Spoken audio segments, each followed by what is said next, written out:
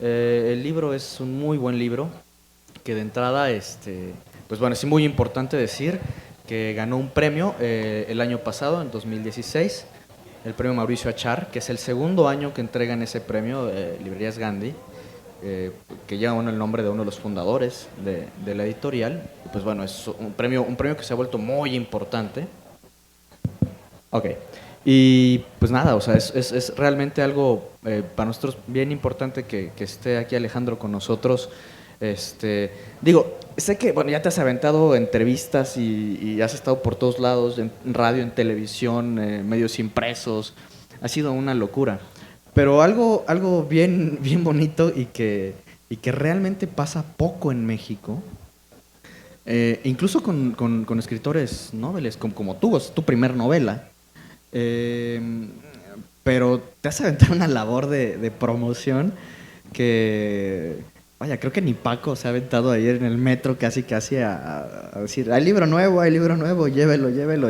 Y además traes algo que está francamente increíble. O sea, hizo, en lugar de lo que hacen ahora las editoriales de subir un pedacito del libro, entonces uno lo descarga, lo lee y si te gusta, pues se los compras en línea o vas y lo buscas.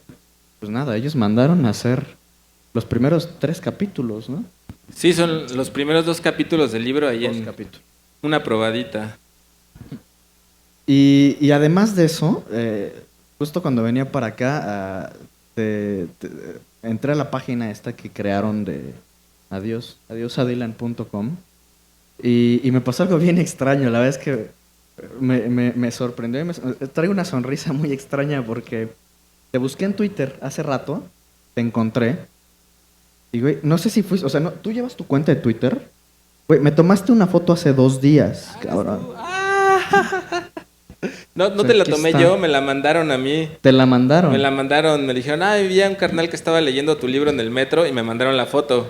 Pues cabe aclarar que justo yo venía para acá. Y es que originalmente iba a estar aquí arriba nuestro compañero, amigo, hermano Esra Alcázar, un compañero joven de la brigada que en estos momentos está en España y hace como 6 días que se fue para allá, me dice, oye, ¿sabes qué? Pues yo me voy a ir, cabrón. Entonces, pues te lo encargo. Y me dejó, o sea, no miento, o sea, el libro que traigo aquí en mis manos se lo firmaste a él, güey. O sea, aquí dice que para Erra y no sé qué tanta onda. Y pues me aventé los últimos 5 días leyendo el libro de Alejandro. Y hace rato, justo cuando venía para acá, me encontré esta foto en Twitter desde tu cuenta. Y dije, yo lo conozco. Y pues sí, me acerqué. Y claro, ves, o sea, ahí traigo colgando una de las tarjetitas que tenemos de presentación con el logo de la brigada. Entonces, aquí está la prueba de que además sí leí el libro, para que no quede ninguna duda. Y pues nada, o sea, preguntas te tendría que, o sea, tengo muchas preguntas, o sea, realmente son muchas cosas las que te quisiera decir y preguntarte, pero también como puedes ver, pues ya te estuve stalkeando durísimo en las últimas horas. Y quisiera darle un poco, un tono distinto a lo que ya más o menos he escuchado. Digo, claro, que nos platiques básicamente, o sea, lo elemental, ¿no? ¿Por qué la historia?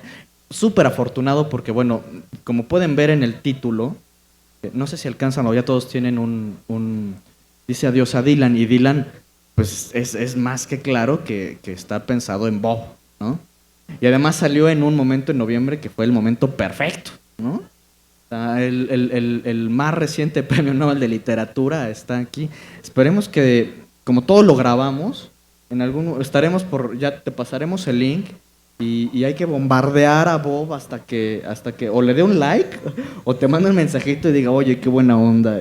Sí, tenemos que traducirlo primero, pero ese sería un sueño, ¿no? Que pudiera leerlo él. Seguro tendrá alguien que lo pueda, que le pueda decir, oye, y el libro es bueno. Entonces, pues bueno, va de eso. O sea, una cosa que es muy, muy agradable, que puedes uno estar yendo capítulo por capítulo y digo, a mí me gusta mucho leer en el transporte público, es cuando más me concentro, cuando más me puedo meter en las historias, pero igual si uno está en la comodidad de casa y tiene un buen equipo de sonido, hay 2 cosas que me gustan. Uno es muy buena música O sea, usaste a un ícono de la música que, para los que no lo conozcan, que sean más jóvenes, digo, tampoco es que yo esté tan grande, pero bueno, a mí Bob Dylan sí me tocó. Mi padre llegó a ir a conciertos recientes de Bob Dylan, ahora que estuvo, las últimas que estuvo en México. Y de entrada, pues es algo que hay que conocer, hay que sentir. Y la otra cosa que me encanta, creo que es algo que todos en algún momento de nuestras vidas sentimos, vivimos, y cuando vamos por algún lugar después de algunos años o estamos en algún lugar lejano de nuestras casas, de nuestros lugares de origen, hay canciones, hay tonadas, hay cosas que nos arrastran y se convierten en el soundtrack de nuestra vida. Y creo que es eso, ¿no? Un poco el soundtrack de la vida de Omar, ¿no? A sus 19 años, que bueno, de entrada es muy joven, muy joven. Y durante ese año que narras que transcurre, le pasan cosas muy intensas a Omar. Platícanos un poco de Omar y yo trataré, con base a eso, de reclamarte algunas cosas, porque creo que Omar tendría algunos reclamos bastante fuertes contigo. Empezando porque tú no eres tan fan, o sea, tú no conoces tan a detalle a Bob, ¿no? Y quisiera saber si te reclamó en algún momento cuando ibas en la historia, que te tomó un buen rato escribirla, seguro te reclamó en algún momento. Y quiero saber cómo fue que te reclamó, si te reclamó haciendo lo que quiso en la historia, o como se agarró a Nacho, ¿no? Que de repente, platícame de Omar. Pues sí, Adiós a Dylan es la historia de Omar Brambila, un chavo que tiene 19 años, que es muy fanático y está muy obsesionado con Bob Dylan. Entonces toda su vida la ve y la mide en relación a Bob Dylan. Por eso cada capítulo del libro es una canción de Bob Dylan.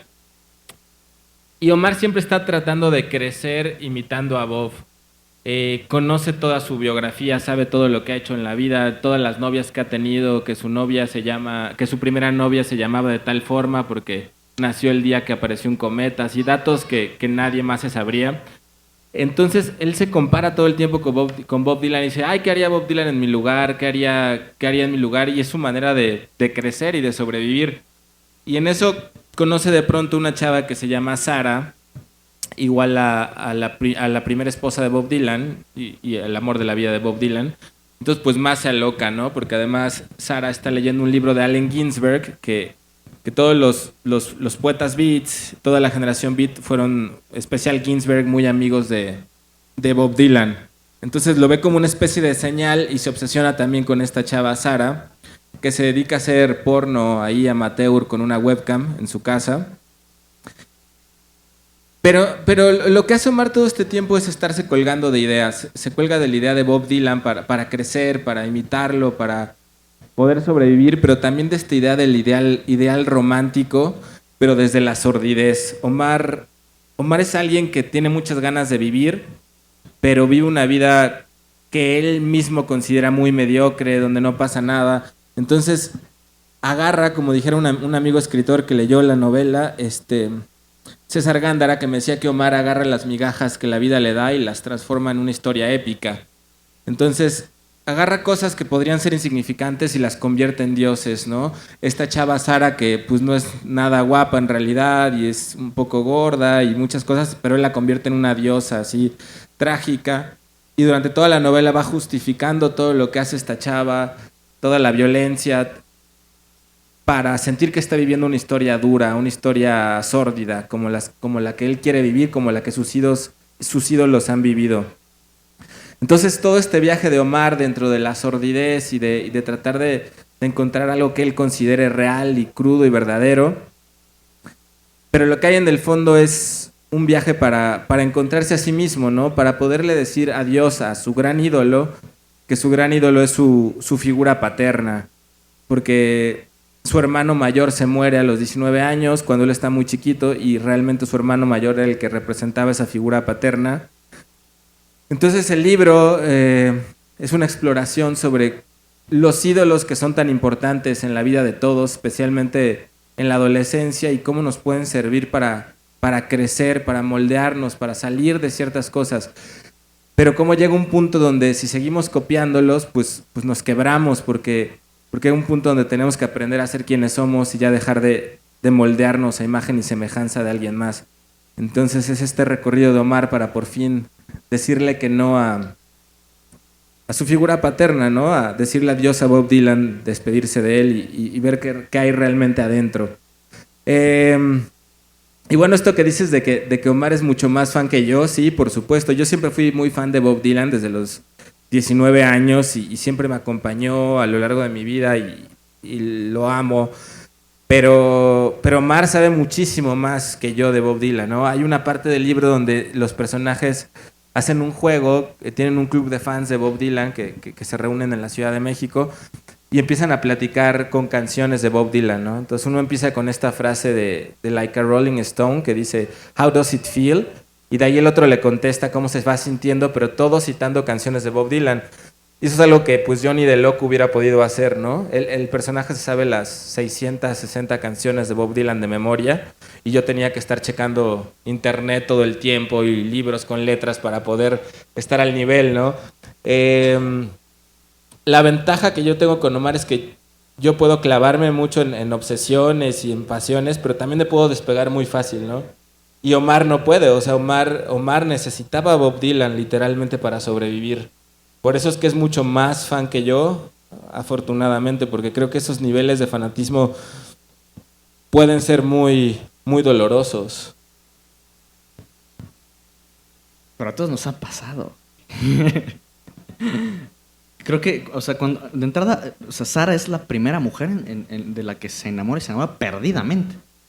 Y se enamora en todos los niveles, ¿no? O sea, físico, intelectual, queda completamente perdido por ella. Pero nunca por encima de Bob Dylan. Y eso también es bien interesante, porque sí, está buscando su camino, eso está claro. Pero además en medio, o sea, los demás personajes, digo, no les vamos a contar la historia.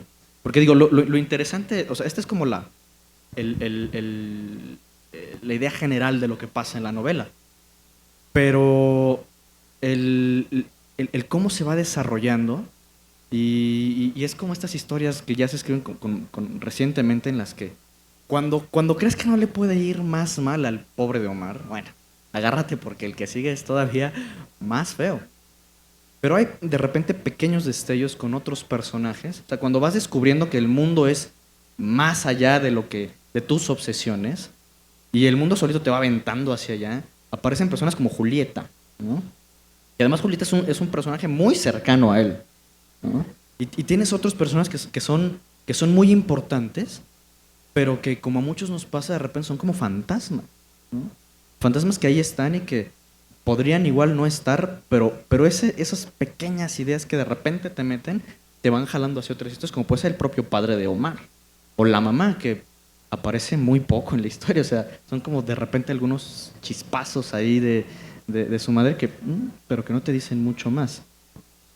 Y hay un personaje a mí que me parece maravilloso, que no me quiero adelantar porque quiero que me platiques hacia el final un poco de eso, pero a lo mejor y aparece en tu siguiente texto, porque tiene todo el perfil, o sea, es como perfecta. Y dije, o sea, de repente cuando llegué a la parte donde ella aparece, me desentona por completo, ¿no? Por detalles, porque claro, tiene mucho sentido, pero ¿qué onda con la Morris? O sea, ella ¿qué onda? ¿Por qué sale? ¿De dónde sale? ¿Cómo te la encontraste? ¿En qué momento o sea, cuando estabas dándole la historia, ¿en qué momento te tocó a la puerta y te dijo, oye, me toca, yo voy ahí? Pues sí, la Morris es una chava de la colonia Guerrero, punk, que se la pasa ahí en el Chopo, es muy gorda, tiene el pelo parado y un montón de tatuajes y aretes y es pues medio ingenua, tiene un hijo pequeño y como que se empieza a enamorar de otro de los personajes de la historia.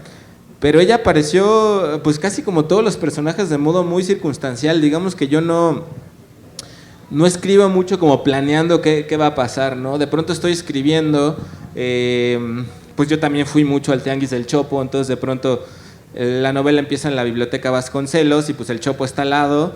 Y dije, pues bueno, pues de pronto están ahí en el Chopo y van a un bar muy famoso que está al lado del Chopo, que se llama El Benidorm, pero entre la banda lo conocen como El Español.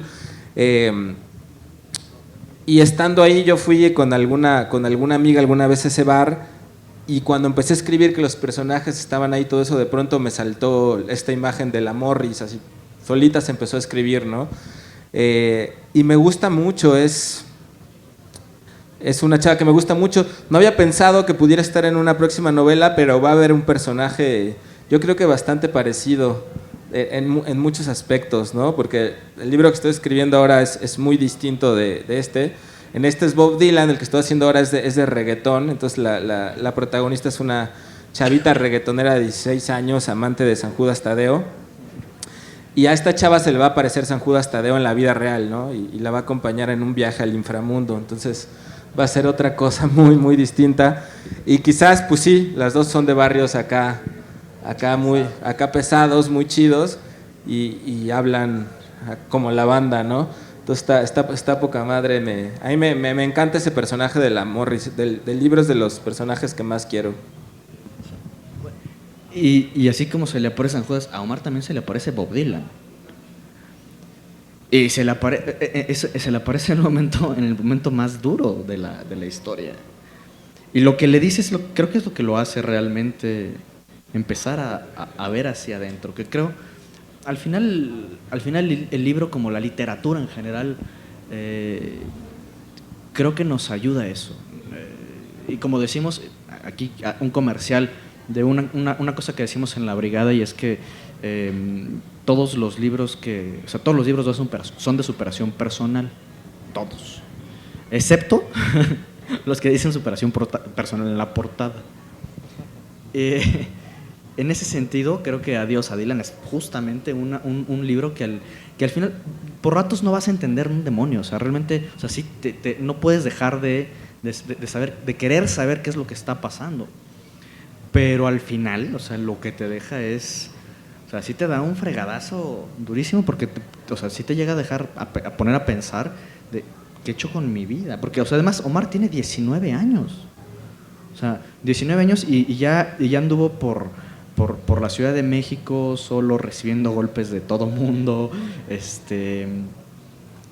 convirtiéndose en un ser que seguramente en algún momento él nunca pensó que llegaría a ser, ¿no? O sea, tiene una discusión con Sara en un momento en el que yo creo que cuando pasa eso, o sea, de hecho ahí no sé tú cómo te habrás sentido de haber visto que Omar hizo lo que hizo, ¿no? Eso es muy interesante.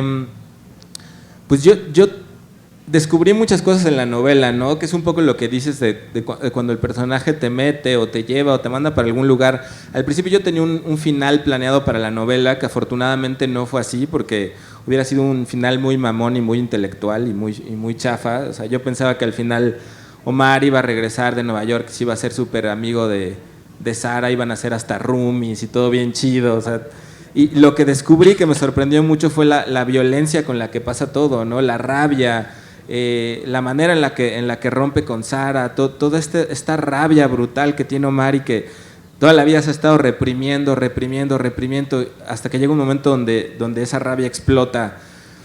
Y asimismo, pues también me gusta mucho lo que dices de superación personal, porque mi idea de la literatura tiene mucho que ver con eso, ¿no? Yo pienso que desde el lado de cualquier artista, pienso que cualquier obra de arte, un poema, un cuento, una novela, una canción, no es nada más que la huella de un proceso interno resuelto, ¿no? Y los espectadores, los lectores pueden alcanzar a ver la huella, y si esa huella es lo suficientemente poderosa, puede conectarlos con sus propios procesos internos. Y por eso mismo, pues fue un libro difícil de escribir, porque me dolía mucho. Había partes donde me costaba escribirlas, partes donde me conmovían mucho, donde me ponía a llorar. El capítulo pues creo que es el capítulo, el antepenúltimo o el último, donde tiene el sueño en el panteón con su hermano. Ese capítulo no sé ni cómo lo escribí, porque no podía dejar de llorar mientras lo escribía, y todavía cuando leo el libro, pues todavía es un libro que me conmueve mucho, ¿no? A diferencia de lo que luego dicen muchos escritores, que yo no lo acabo de entender, que dicen, no, pues yo nunca vuelvo a leer mis libros, los escribo una vez y ahí los abandono, y qué horror, y no sé qué, ¿no? Hasta con desprecio. Para mí es un libro que está muy vivo, y a pesar de que lo he releído ya pues montonales de veces y he hecho correcciones y 6 borradores, todavía abro páginas y pues me veo a mí mismo en ese libro y eso me sigue emocionando, ¿no? Entonces creo que es un libro que está bastante vivo, que es un libro que para mí fue muy difícil de escribir emocionalmente, y creo que es un libro duro, no tanto en el sentido, es un libro que por ahí es medio porno y tiene imágenes muy gráficas de sexo y sórdidas, pero no creo que sea un libro duro por eso, ¿no? Porque hay cosas mucho más fuertes de ese tipo, ¿no? O sea, es nada comparado con El Marqués de Sade y con William Burroughs. Esto es una caricia al viento, ¿no? No es absolutamente nada. Muy light. Muy light en ese sentido. Para otros que a lo mejor no han leído eso podría ser un poco fuerte, pero yo creo que es fuerte por este viaje del personaje, de desprenderse de ese gran dolor que tiene por la pérdida de su hermano, de la relación con sus papás. Es una novela de iniciación, que para mí las novelas de iniciación son justo este punto donde el personaje se despide de ese vientre materno calientito de sus padres, donde dice, ok, ya voy a dejar de culparlos por lo que no me dieron, voy a dejar de necesitarlos y a partir de ahora voy a hacerme responsable de mí mismo en este mundo, en esta vida. Y eso puede pasar a los 19 años, o nos puede pasar a los 40, a los 50, a los 60, o puede no pasarnos nunca, ¿no? Lo cual está cabrón, pero por eso es difícil, porque también fue mi manera de yo decir, ya voy a dejar de quejarme tanto de lo que me dieron y no me dieron mis papás y voy a asumir que soy yo, ¿no? Como dice el epígrafo del libro basado en esta canción de Bob Dylan de Like a Rolling Stone, How does it feel to be on your own? ¿Qué se siente estar por ti mismo? Entonces ese libro trata de eso, ¿no? De qué se siente estar por ti mismo en este mundo. Yo creo que en eso lo resumiría. Sí, o sea, es eso al final, ¿no? Y fíjate, voy a aprovechar para hacer un comercial. No sé si alguien estuvo el sábado pasado de aquí, que estuvo Oscar de la Borbolla con nosotros. ¿Alguien estuvo? ¿Se acuerda? Bueno, ya lo vieron en YouTube. Si lo vieron completo, hay una parte que a mí, o sea, fue justo el sábado. Eso fue el sábado de la semana pasada. Yo recibo el libro entre domingo y lunes. Justo cuando llegué a esa parte, estuve a nada de tomar las redes y decirle a Oscar, te odio. Dice una cosa muy fuerte. Estuvo hablando un poco de la muerte y hay un momento en el que dice que cuando muere su madre, lo mejor, va hablando con un profesor, le dice, lo mejor, o sea, después de que todo el mundo se acerca y lo abraza y, oh, cuánto lo siento y no sé qué, lo mejor que le pudo haber pasado en voz de un profesor de él en ese momento, le dijo, lo mejor el mejor regalo que le puede dar una madre a un hijo es morirse pronto. O sea, eso yo lo escucho el sábado y digo, ay, güey, pues, ¿qué onda con Oscar, no? Pero cuando leo el libro, o sea, cuando llegué a esa parte, a lo que justo a lo que acabas de decir, o sea, no es una muerte necesariamente física, o sea, no se trata de una muerte física, que bueno, en este caso sí se relaciona mucho con David, ¿no? Porque David ya no está. Y Omar logra algo que algunos logran y algunos otros no lo logramos por más que lo deseemos, de una persona que ya no está, ¿no? El poder de repente encontrarlo, ¿no? Y que te toque y que te diga, güey, estás mal, ¿no? O qué estás haciendo, o para dónde vas, ¿no? Para los que hemos perdido a alguien importante en nuestras vidas, eso para muchos no nos pasa, ¿no? Pero cuando nos damos cuenta de esa situación y que no tiene que ser necesariamente una muerte física, sino es dar ese salto. Y creo que cuando uno se da cuenta es como un rompimiento como el que tuvo con Sara o como el que tuvo con, o sea, es un rompimiento, tal cual, es una pérdida lo que tienes. Pero además, el siguiente paso después del duelo de sí meterte al cuarto con Bob Dylan conectado en los audífonos a todo volumen, buscando las canciones más tristes que haya escrito. Hay dos cosas que a mí me fascinaron de los diálogos que armaste. Y de entrada es uno que dice, cuando se encuentra a Dylan, cuando está hablando con él, y le dice, a ver, güey, o sea, lo que yo escribí, no lo escribí para nadie, ¿sí? O sea, yo lo escribí para mí mismo. ¿sí? Para ayudarme a mí, para tratar de entender lo que me estaba sucediendo a mí. Si tú lo tomas, te agarras, buenísimo, pero no te claves en esa idea. O sea, lo que a mí me interesa es yo entender. Y la otra, pues, es eso, es justamente el que cuando logras, das el primer paso después del drama, porque cuando perdemos a alguien, o sea, a todos nos ha pasado seguro, ¿no? Que estamos súper enamorados de alguien y cuando esa persona nos deja o aquella relación se termina por la situación que sea, bueno, el drama es brutal. Al menos la primera vez. Hay algunos que no aprendemos y la segunda es lo mismo y la tercera es peor, la tercera y me declaro culpable. Yo puedo soportar lo que sea, menos una ruptura amorosa. Es algo que me tira pero por completo, ¿no?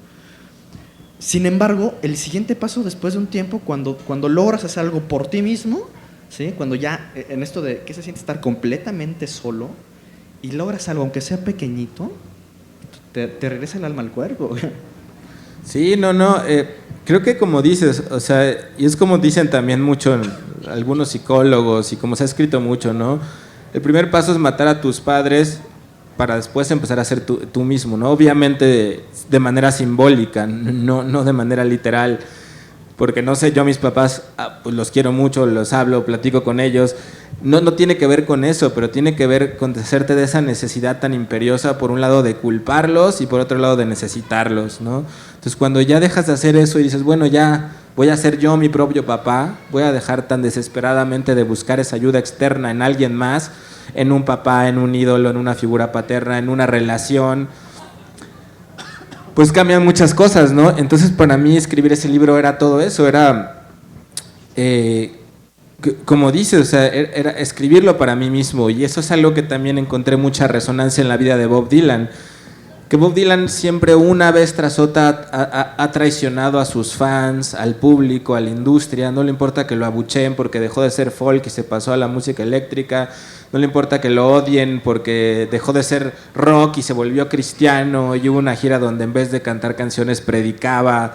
No le importa, porque para él su arte es un viaje personal para encontrarse a sí mismo. Entonces el público es alguien que si quiere puede compartir ese arte y cuestionarlo y platicar con él a partir de eso, pero el público no puede dictar su propia búsqueda, ¿no?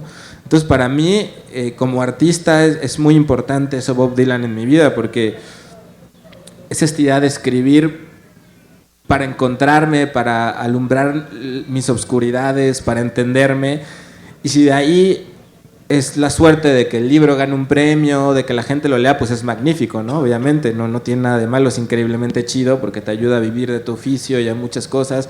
Pero si lo hicieras al revés, si escribieras para complacer o para vender, entonces está padre como entretenimiento, pero toda esa parte de transformación personal se perdería, y yo creo que esa es una parte imprescindible para los que queremos hacer arte y para todos. O sea, no necesitamos ser artistas o definirnos como artistas, pero escribir para cada uno de los que estamos aquí puede ser un proceso para encontrarnos, ¿no? Y no necesitamos publicar ni nada, simplemente con nosotros mismos. Nada más para acotar un poco lo que vas a decir con lo que escribes. Escribes, creo que fue Beth, que alguna vez lo escuché diciendo que dando consejos sobre jóvenes que quieren escribir, que están tratando de sacar su primera novela, su primer cuento, su primer poema, y que sea publicado, que es el sueño máximo de todos los que realmente quieren hacerlo. Pero o sea, ¿tú cómo lo piensas? O sea, tú escribes... Él lo que les decía era, escriban lo que les gustaría leer. O sea, de lo que han leído, de las experiencias que han tenido... escriban sobre lo que a ustedes les gustaría leer, que no ha habido alguien que les haya escrito eso para ustedes, que los llene, ¿no? Sí, esa me parece buena, por supuesto, pero yo creo que más importante es escriban de lo que les duele. O sea, si escriben de lo que realmente les duele, no desde un modo intelectual, de lo que realmente les importa, van a poder no parar de escribir, ¿no? A mí me han preguntado que cómo le hice para tardarme 6 años en la novela y no aburrirme y no soltarla, y fue porque había algo ahí que me importaba mucho escribir, o sea, que necesitaba verdaderamente escribir a nivel interno, ¿no? Que si hubiera sido cualquier idea que yo dijera, pues está chida la idea, entretenida, locochona, pues las ideas van y vienen, ¿no? Pero pero la verdadera necesidad interna, eso no se puede cambiar, siempre va a estar ahí reclamándote. Entonces yo diría eso, y también hay una cosa que dice por ahí Alberto Fuguet, que es uno de los escritores recientes que he descubierto y que estoy fascinado por él. Él dice, escribe de lo que te excita, ¿no? De lo que realmente te emociona y que te hace excitarte sexualmente, ¿no? Esa sería otra opción que también es muy, muy interesante. Y otra,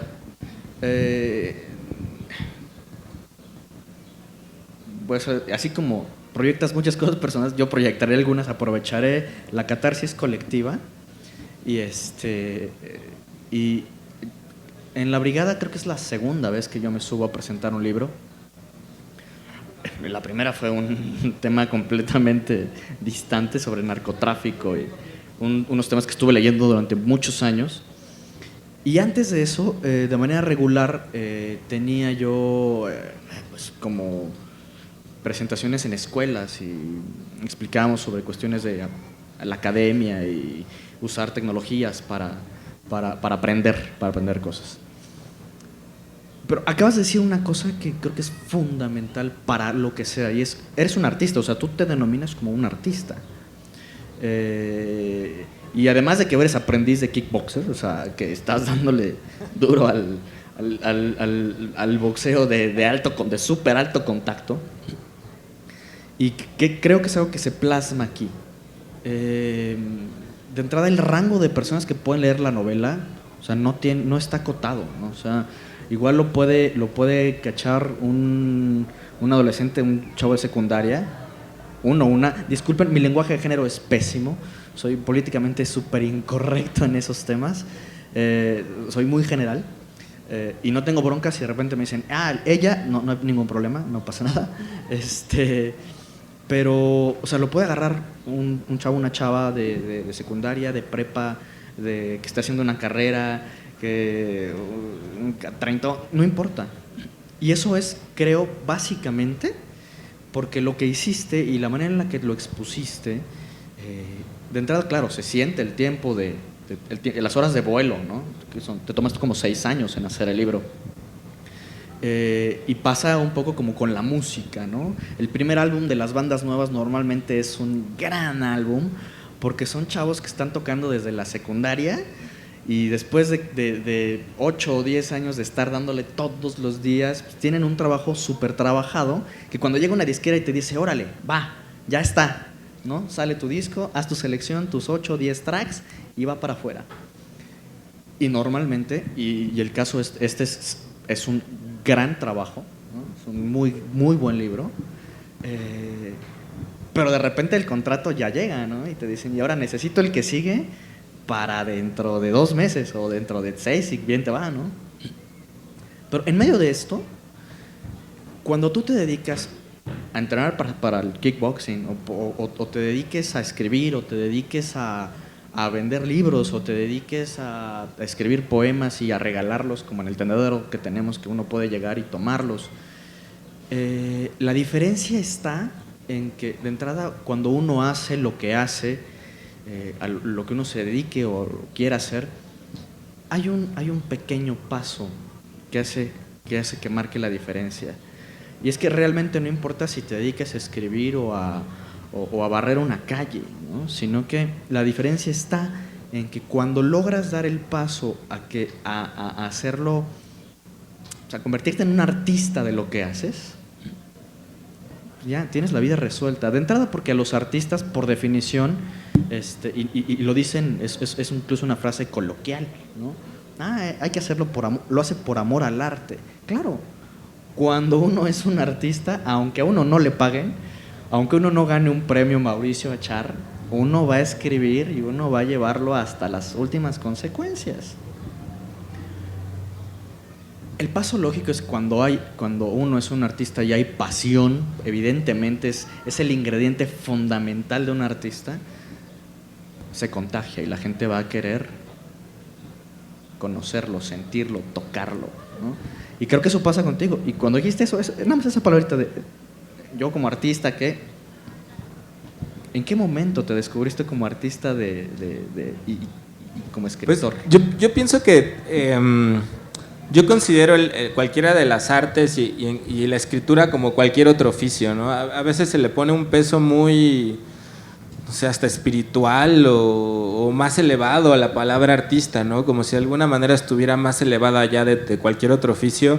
Para mí no, para mí ser escritor es como cualquier otro oficio, como si fuera carpintero y me dedicara a la carpintería y esa fuera mi pasión, lo diría con el mismo orgullo con el que digo que soy escritor, porque esta es mi pasión, porque desde los 13 años me imaginé siendo escritor, ¿no? Y así como Omar sigue la vida de Bob Dylan, para mí mi ídolo fue Jack Kerouac y siempre quise ser escritor como él y eso se relaciona también con muchas cosas que exploro ahí en el libro, pero es mi oficio, entonces cuando la otra vez estaba pensando, estaba hablando, escribiendo sobre qué es el éxito, ¿no? A mí me gustó mucho esta definición que encontré de éxito, que éxito no tiene que ver con la fama ni con el dinero, sino éxito tiene que ver con la capacidad de vivir de tu profesión dignamente, desde cualquier nivel. Y para vivir de tu vocación no necesitas hacerlo en las grandes ligas, lo puedes hacer literalmente, si eres escritor, saliéndote a pedir lana por leer poemas en el metro. Eso es una manera de vivir, de escribir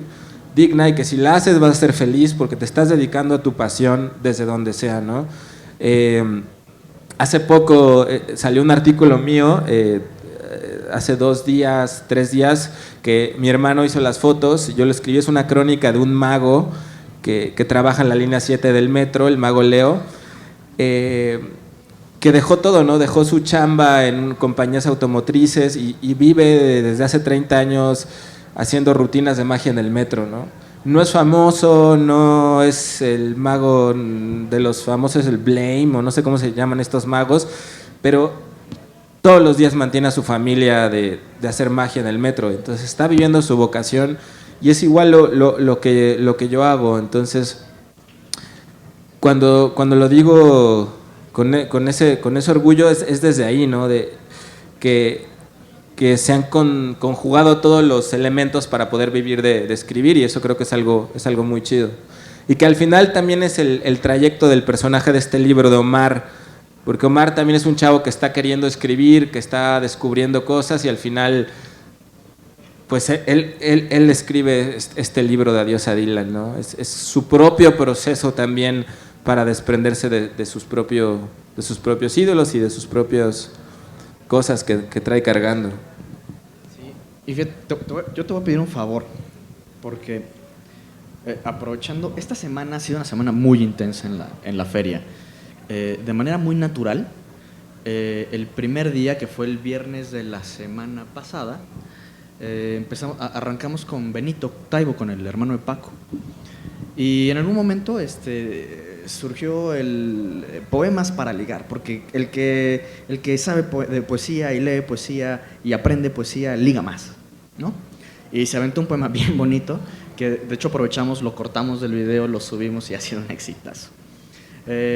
Paco después leyó otro poema y también lo cachamos, lo cortamos y lo subimos.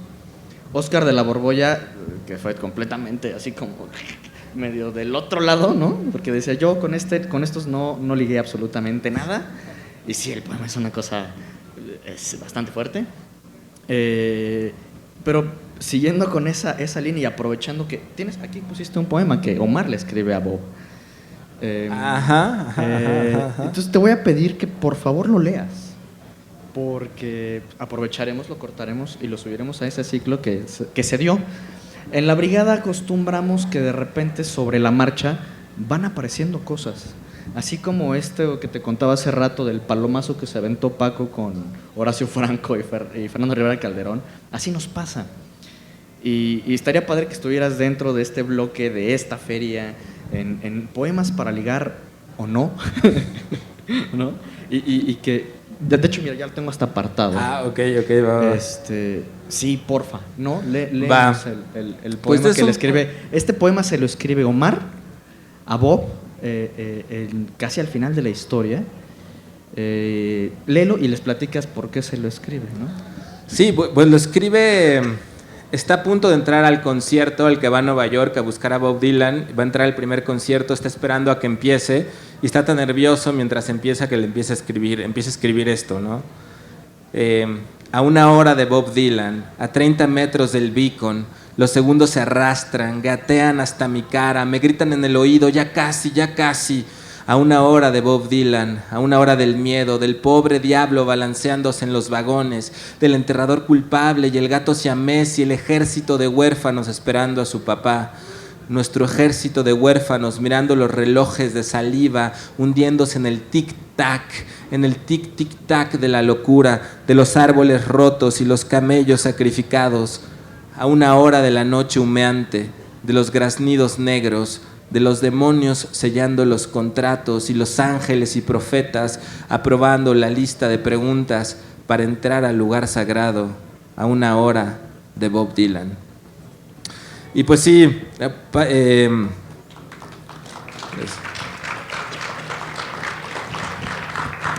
ocurre en un momento muy importante, porque después de tanto tiempo por fin está a unos minutos de entrar al concierto de Bob Dylan con quien él llama el ejército de huérfanos, que son todos los fans de Bob Dylan, porque justamente creo que todos los fans están buscando también un papá en Bob Dylan.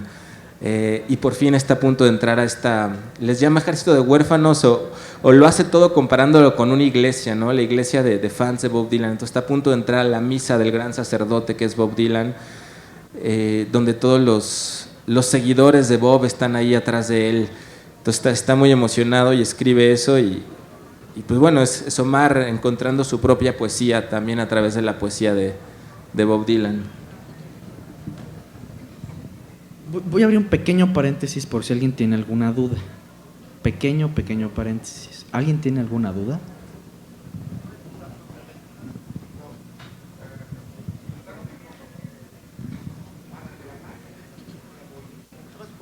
Ubicarlo en el tiempo a Bob Dylan, nada más.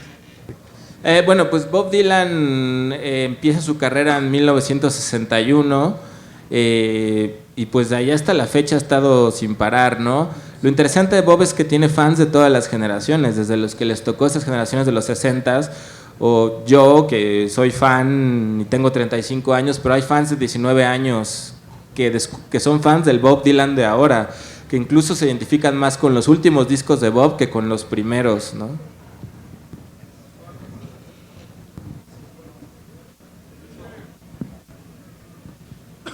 Bueno, mi pregunta más que nada sería, el personaje de Omar se ve claramente que es un personaje sórdido, caótico y todo eso.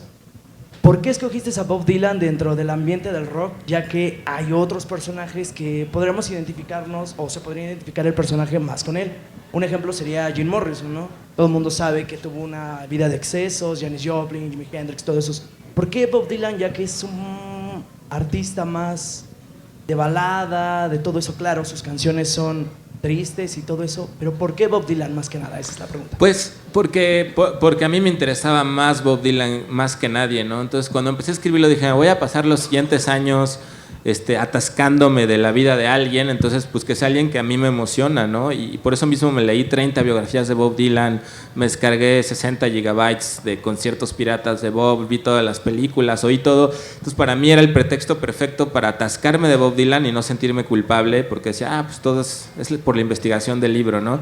Pero lo más interesante es que después encontré muchas resonancias entre la vida de Bob Dylan y lo que yo quería decir con el libro, ¿no? Cuando Bob Dylan deja Minnesota y se va a Nueva York, se va a buscar a su ídolo, a Gotti Guthrie. Y durante todos los primeros meses que pasa en Greenwich Village, todo el mundo conoce a Bob Dylan como la copia de Gotti Guthrie, porque se vestía como Gotti Guthrie, copiaba su acento y solamente cantaba canciones de Gotti Guthrie. La primera canción original que Bob Dylan compone en su vida se llama Una canción para Woody, y es su manera de despedirse de su ídolo y empezar a ser el mismo. Por eso este libro se llamaba, durante lo escribí, se llamaba Una canción para Dylan. Entonces era justo la manera de Omar de despedirse de Bob y empezar a ser el mismo, ¿no? Al final cambió y me gustó que cambiara. Fue una propuesta de Julian Herbert y a mí me fascinó, porque si no, para entender el título tendría que explicar esto cada vez y pues iba a ser un rollo. Pero por eso Y además, hombre, es un premio Nobel, seguro habrá mucho material de dónde sacar, ¿no? Desafortunadamente, a mí, imagínate, yo me hubiera gustado haberme agarrado de joven, mis 11, de los 10 a los 15, a un personaje como Bob Dylan. O sea, imagínate, yo me clavé así de gigas y gigas de información y música de Bon Jovi, güey. O sea, ¿en serio? ¿En serio? Bob Dylan, o sea, es el personaje, no hay duda. Quisiera responderle un poco la pregunta al compañero. Dylan fue totalmente subversivo a pesar de que su letra, su música era pacifista. No hay que olvidar el contexto en el que él está, que es durante la guerra de Vietnam, y hablar de paz era ser totalmente subversivo. O sea, Estados Unidos se nutría de la juventud. Y tú decir, yo no voy a la guerra, eso era totalmente subversivo. Y además, su letra, prueba de ello, la respuesta está en el viento. Entonces se contraponía a la política de guerra, que hoy cobra vigencia nuevamente con Trump. Es también una política totalmente agresiva. Y entonces de ahí, que yo creo que Dylan tiene que ver mucho tal vez con Morrison. Morrison era transgresor. Yo le llamaría incluso que tenía un sabor a rock suicida. Él hablaba de un rock homicida, de violencia. Mientras en San Francisco se hablaba del amor y paz, en Los Ángeles Morrison estaba hablando de violencia, ¿no? Entonces yo creo que está muy acertado el personaje dentro de la novela, ya que sigue siendo una persona que nos transmite una actitud subversiva, pero a través de una espiritualidad de no guerra, ¿no? Y yo creo que son las vivencias que nos está transmitiendo el escritor, el artista. Pues eso sería todo. ¿Va a haber alguien más? Bueno, está bien. Acá también, acá ya. Pero a ver si no entendí. ¿O sí entendí? Entendí que de X generación para acá, o no sé, los jóvenes en general, no sé, de los 90, no lo sé, los que nacieron en tiempos de Carlos Salinas, no sé, estoy perdido, pero esa generación o esas generaciones acá más recientes, más bien se identifican con el último Dylan, más o menos, si entendí bien. Sí, con varios Dylan, no sé, pues Dylan no es de mi generación para nada y me identifico con muchas etapas de Bob Dylan, pero nos pasa mucho, o sea, para mí mi verdadero Dylan en la novela para mí fue Jack Kerouac, y Jack Kerouac es de los 40, 50, sacó en el camino en el 50, y para mí él fue mi más grande ídolo en todos los sentidos y no tenía nada que ver con la generación que yo vivía, que fue 90s, 2000, ¿no? Entonces yo creo que pasa mucho, hay muchos chavos jóvenes que están enamorados de Pink Floyd y están enamorados de Charlie Parker, que es de los 30s, entonces podría parecer un poco anacrónico, pero pasa mucho. Pero ahora la gente que le gusta Dylan, le gusta el nuevo Dylan, y también a algunos que les gusta el viejo Dylan, o muchas etapas de Dylan, hay unos que les gusta solo la etapa cristiana de Dylan, hay de todo. Buenas tardes. Perdón, pero y aparte hay algo que este libro, que me encanta del libro, y es que es como lo que dice Paco y Benito respecto a Harry Potter, por ejemplo, ¿no?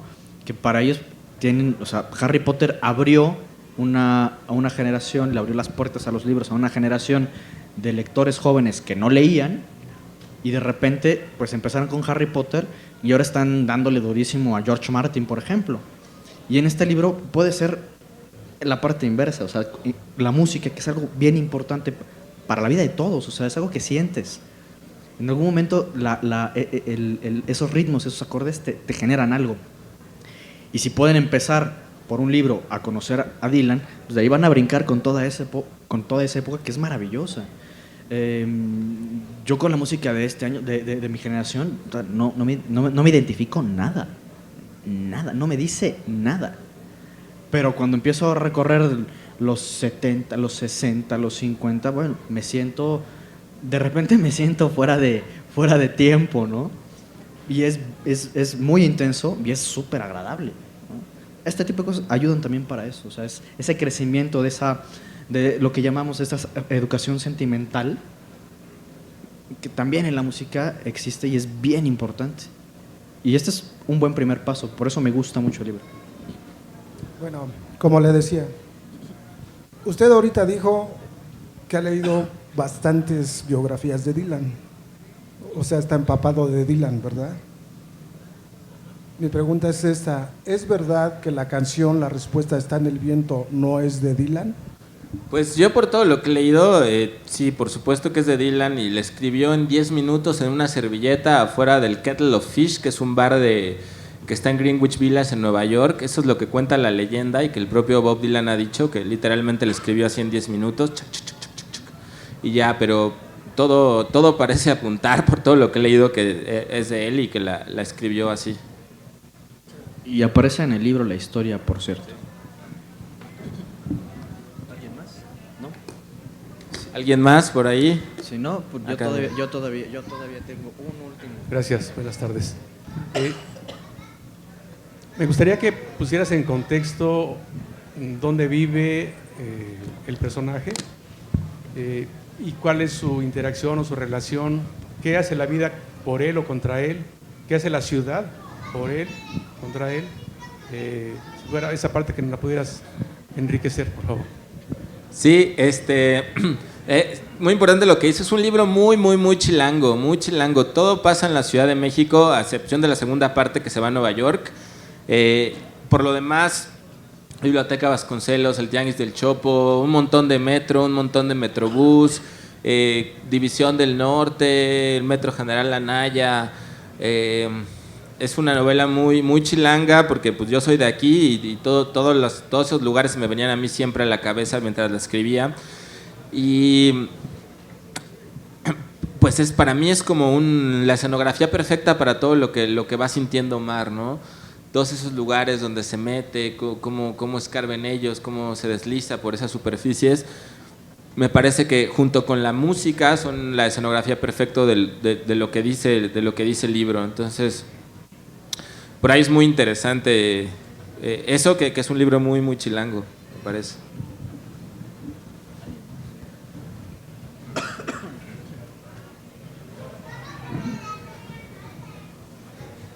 Sí, es una pregunta nada más. ¿Por qué creó tanta polémica el hecho de que se le haya entregado el premio Nobel a un cantautor, no sé, rockero o baladista, puesto que siempre se le había otorgado, casi por lo general, a la literatura, filosofía, lo que fuera? ¿Por qué creó tanta polémica? Pues porque yo creo que es algo que la gente no está acostumbrada. Yo estoy fascinado, por supuesto, que le hayan dado el premio Nobel a Bob Dylan, porque la literatura, antes que estar escrita, siempre fue voz. La literatura siempre fue voz, nació siendo voz, y que de ahí pasar al libro fue una invención mucho más tardía y mucho después de que fuera literario, ¿no? Entonces, a mí me parece increíble que la academia se pudiera abrir ese tipo de cosas, que digo, a Bob Dylan no le hacía falta, pero me parece muy interesante porque sirvió para sacudir los cimientos y para armar esta polémica de qué es literario y qué no es literario, ¿no? Entonces, a mí me encantó eso.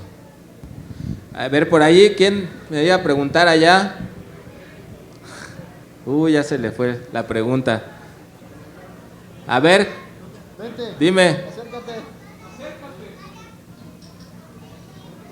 Dice que cómo se relaciona la historia con el libro, dice mi hijo. Pues se relaciona porque la historia está escrita adentro del libro. Entonces, cuando tú lees el libro, pues lees la historia. Creo que así es como se relaciona. También podrías conocer la historia si estuviera en un audiolibro, por ejemplo, y lo oyeras, también se relacionaría así, pero eso creo que porque está impresa en el libro.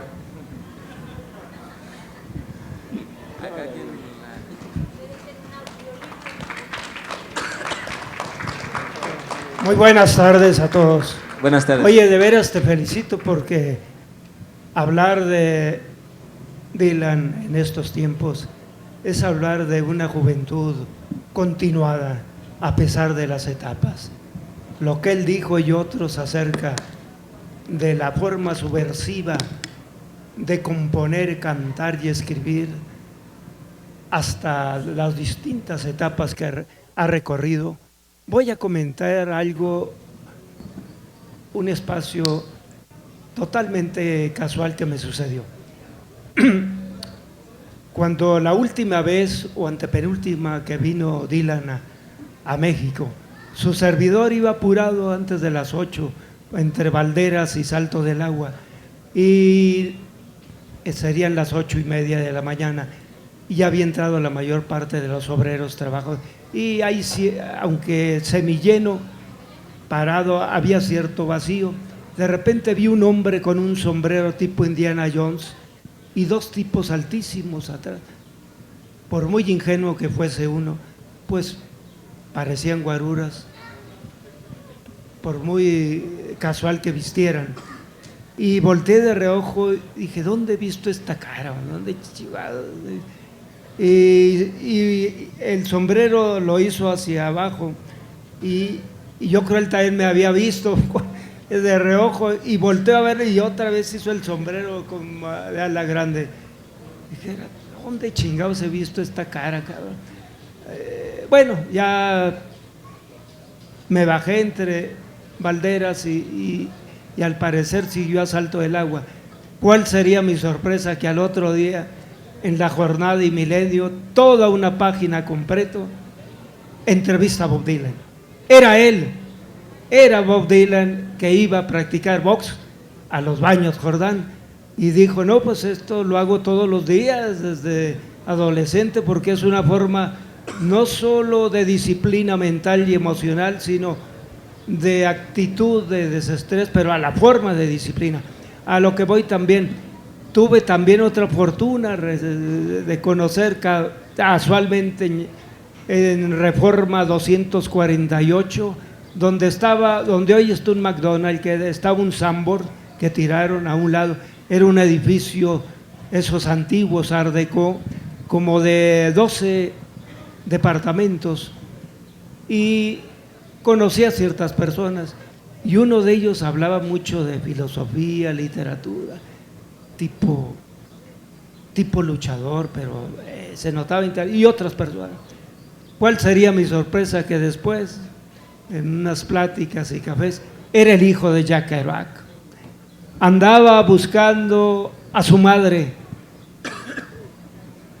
según comentó, que por azares del destino, que andaba, y yo no sabía bien quién eran los beatniks, hasta que por azares del destino cayó en mis manos toda la historia de ese grupazo fenomenal que trastocó los valores. Como Bob Dylan lo asocio a los actos subversivos de los jóvenes y que deberíamos ser moviéndonos jóvenes con la actitud joven. Y la pregunta final y concreta, para no abusar, es esta. Parafraseando psicológica, neurológica y lo que él decía y lo que tú explicaste de lo que has comentado, adiós a Bob Dylan sería una forma de cortar el cordón umbilical, tanto en materia poética, pero sobre todo en materia de convicciones políticas y no políticas, cortar el cordón umbilical de crearnos fetiches y santos laicos y asumir nuestra propia personalidad y crear nuestro propio mundo? Sí, definitivamente, creo que lo acabas de resumir todo de manera muy, muy clara. Es eso, para mí es eso el libro, ¿no? Como llegar a un punto en la vida donde tenemos que decir adiós, ya dejo de querer moldearme a imagen y semejanza de alguien más y asumo quién soy yo, por más terrorífico o espantoso que pueda ser esa decisión o dolorosa que pueda ser, creo que asumirla es el primer paso y más importante, ¿no? Y bueno, qué increíble las dos anécdotas que nos cuentan, son anécdotas que cualquiera fan se moriría porque le pasaran a él. Y en la novela está justamente narrado esa escena, ¿no? Cuando Bob Dylan viene a México y justo va a boxear ahí, ¿no? A ese gimnasio. Y justo Omar en esta novela se encuentra a Bob Dylan en un gimnasio de box allá en Nueva York. Gracias. Bien, pues tenemos que ir cerrando ya porque estamos prácticamente sobre la hora. Yo solo quiero primero agradecerte muchísimo que hayas venido con nosotros a compartirnos el libro. agradecerte doblemente a ti y a la editorial porque me acaban de decir que el libro lo van a dar en 99.90, o sea, por lo que es un preciazazazazo. Y sí tengo una pregunta que sí no me puedo aguantar y sí te la tengo que hacer.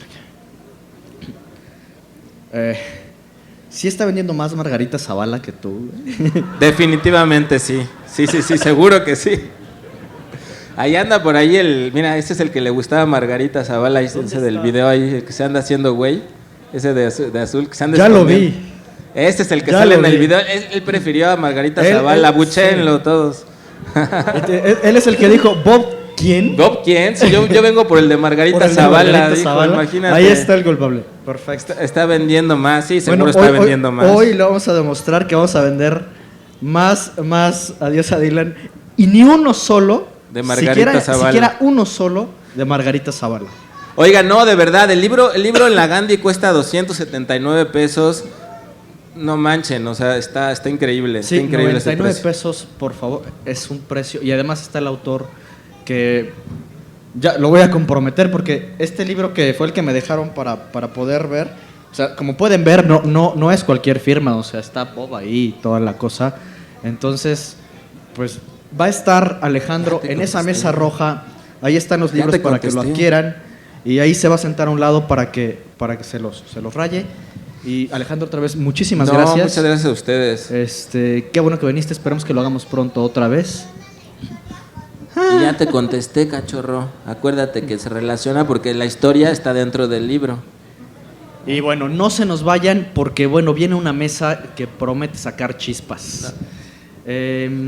Esta mesa se pensó, es idea del compañero que tiene la cámara, José Ramón Calvo, que comienza a reírse de una manera maliciosa, puesto que durante el mes de marzo, los 4 martes de marzo, Paco Taibo II dio un curso de crónica y periodismo, que fue un curso que fue abierto, que se realizó ahí en... Compren Adiós a Dylan.